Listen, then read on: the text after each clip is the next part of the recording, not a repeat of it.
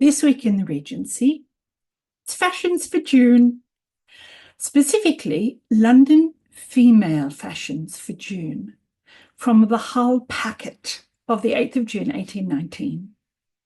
Now, I love the specificity. I love the London female fashions. I love the idea that the men of Hull might be waiting for the Parisian male fashions for June. But yeah, if so, they had to wait a long time because I couldn't find them anywhere. So we are in London, or if you don't know where Hull is, Hull's a long way north of London. It's in Yorkshire.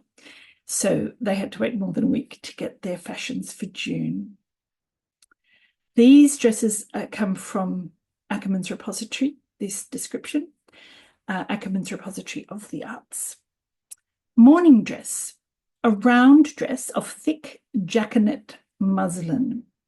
It's interesting that it's thick, given it's summer, but jaconet muslin, to remind you, is muslin that's had the nap taken off it so that it's shiny. The bottom of the skirt is richly worked in points. They are surmounted by a broad easing, which is drawn by blue ribbons. Several rows of cord are placed above this easing. Chemisette body, I suspect. The chemisette body is like a chemise, that is, it's quite plain. The waist is longer than usual. The collar is of a new description. It is composed of muslin laid on full over ribbon and edged all around with rich work. Long sleeve, tastefully ornamented at the wrist to correspond. The apron worn with the dress, and at this point I looked and thought, what apron? I can see no apron.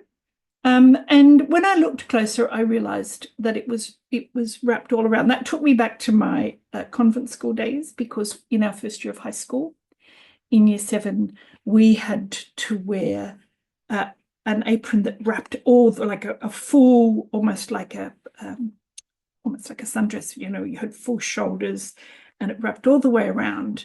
And so I think apron here is used to mean anything that covers up the dress all the way around, anything worn over the top of the dress that is not, in fact, part of the dress, like an overdress.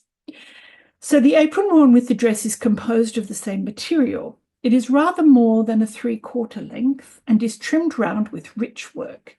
A brace is attached to the back part of this apron, which forms at once an epaulette and low back to the dress. So to envisage this, if you think of an epaulette that's on a jacket, so that's like the tab that comes down and is held by a button on the top of a military style jacket.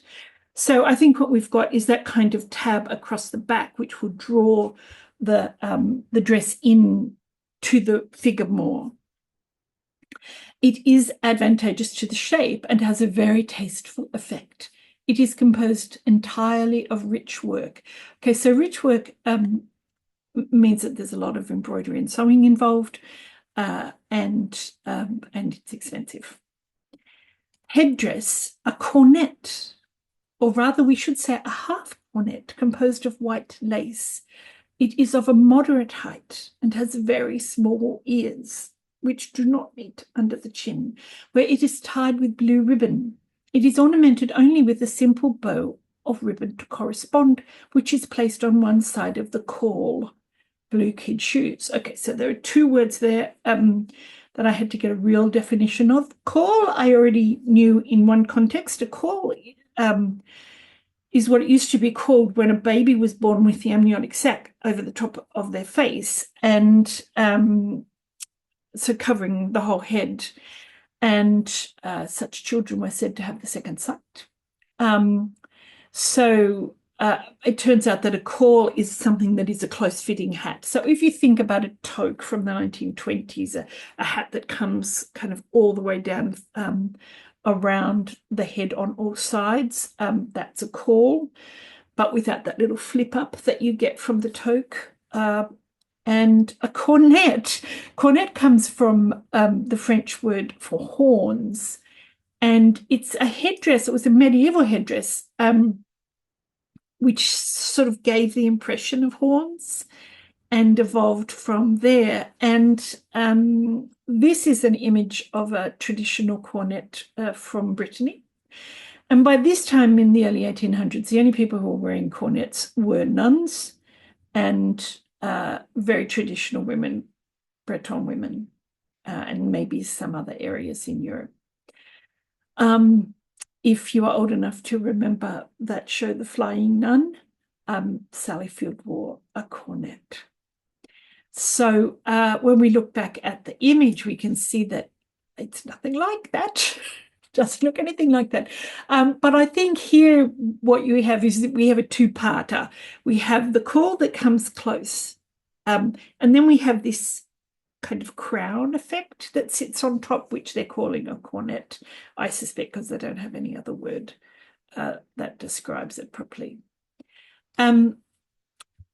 So our second dress, evening dress, a round dress. Now, a round dress, I used to think that meant a dress buttoned up the front.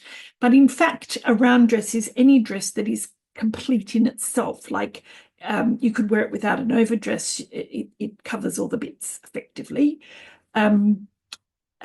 So a round dress composed of white transparent gauze over a white satin slip. The bottom of the skirt is trimmed with a deep flounce of rich blonde. Blonde is a particular color of lace. So when people say blonde, they mean blonde lace.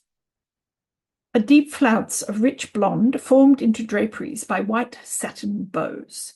A large star composed of white satin disposed in folds is placed between each wave of drapery. This is a simple but elegant style of trimming. Its effect is extremely light and tasteful. And when we look at it, we can see that this is appliqué. So the dress itself is not bunched up into stars, which looks more like a daisy to me, but they call it a star. Let's call it a star. So that shape is clearly appliqued onto the fabric. The body is plain, tight to the shape and rather long in the waist. Again, it is cut low all around the bust and is trimmed with a full fall of lace, which forms a pelerine behind. A pelerine is a short cape. Short sleeve, ornamented in a new style with lace twined in a serpentine manner round the bottom part. Headdress, a garland of intermingled moss roses and lilies. She must have smelt quite nice. The hair dressed rather high and with a profusion of full curls in front. Necklace and earrings, pearl, how appropriate for a debutante. White shoes, white kid gloves. Now, I went to the whole packet for the descriptions, and then I went back to the Ackermann's repository for the images. And there I found, as we often find with Ackermann's, an acknowledgement. We are indebted to Miss Pierpoint of No. 9 Henrietta Street, Covent Garden, for both our dresses this month. So I went looking for Miss Pierpoint. First of all, this is No. 9 Henrietta Street. It's a bit hard to see through the umbrella, but probably it's this same building. And I went looking for her ads, and I found a great one. To the nobility and gentry are respectfully submitted by Miss Pierpoint, millinery and dresses, in the purest style of British elegance and of French taste. So she's having a bet each way there, adapted to the season. The materials, rare and novel, manufactured expressly for her sole use, or lately brought by herself from Paris. An assortment of new and splendid materials for court dresses and fancy costume. Now, fancy costume there does not mean like fancy dressing up for masquerade. It just means elaborate.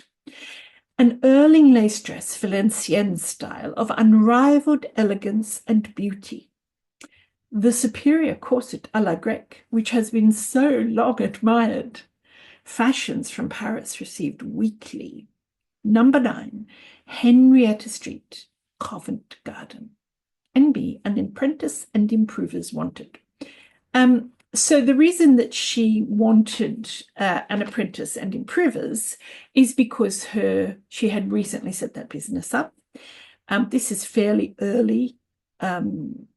She had set it up the year before in 1819, and this is the one I showed you, was probably her first appearance in Ackermann's.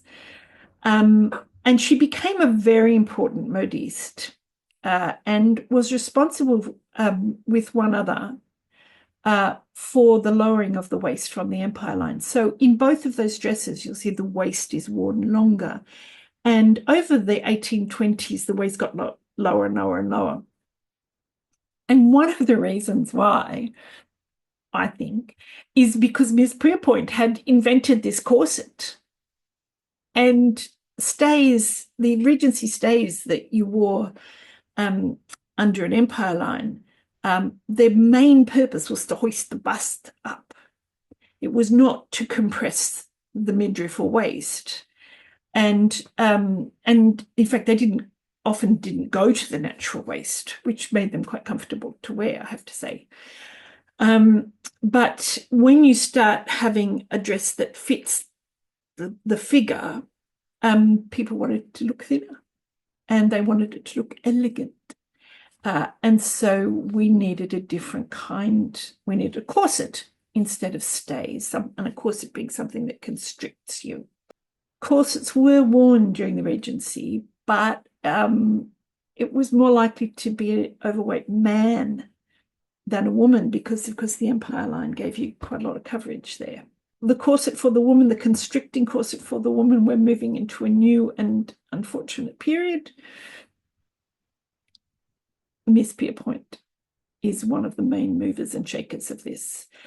She becomes a very important modiste over the next 10 years. She's very successful. She appears in La Belle Assemblée and Ackermann's over and over and over again. She clearly saw that as her best advertising.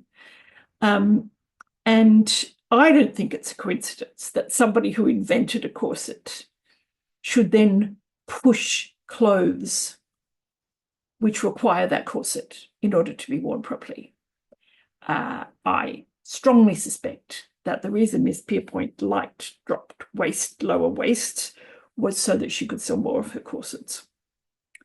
And indeed, the corset à la grecque is a phrase that gets used all the way up into the 1920s.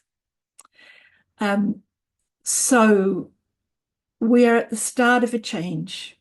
In 1819, in June 1819, we're at the start of that change where we say goodbye to the Empire line and hello to the more restrictive lower waist, tighter waist that ends up being the Victorian look. It also means that you have a much greater distinction between the bodice and the skirt. And the longer the reign of George IV went on, the more obvious it became that there was a top and a bottom to dresses now, rather than a dress which is pulled in under the bust. That's Fashions for June.